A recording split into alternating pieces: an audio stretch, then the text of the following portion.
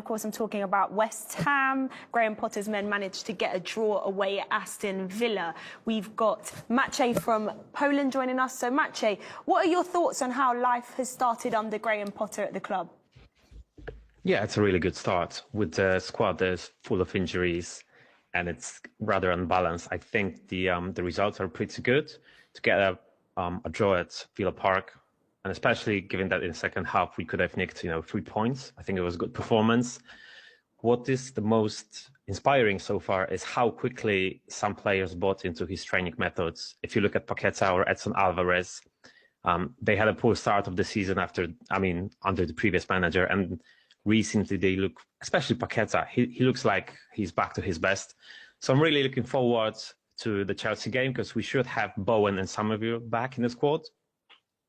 And with the limited time and a limited group of players Potter had so far, I think things are looking promising. You see the effort, you see the desire, the aggression, the commitment. So I just, again, and finally all the fans feel the same, that we're looking forward to the game. And that's something we've been missing in a first part of the season with the poor results. Yeah, Maciek, I mentioned that you're from Poland, so talk to us about your story there. Of course, great to hear your thoughts on how things are going under Graham Potter, but how does someone from Poland become a fan of West Ham? Yeah, in my case, it was my dad moved to England when I was 16, so that's nearly 20 years ago, and he used to live in East London. He took me to the first game, and all the values I saw connected to West Ham, the passion, the special bond between the fans, the tradition. I bought into that quickly. And yeah, that's how it started. Maciek, you're lacking a forward at the moment, aren't you? Obviously, we know the injuries that you have up front. So would you like West Ham to do a bit of business in this last week of the transfer window? Because I think they need help. I look at Kudus, Paqueta, exciting players, but you need a natural number 9. Absolutely. It's a struggle we've been having for years because when Antonio has been injured, we really struggled for a like-to-like replacement. And I would love to see Evan Ferguson from Brighton coming on loan, perhaps. He knows the manager.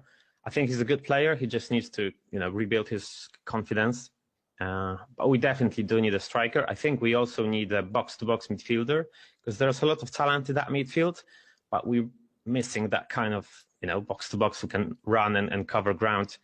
And perhaps a centre-back. I think in general there's a lot of talent in this group.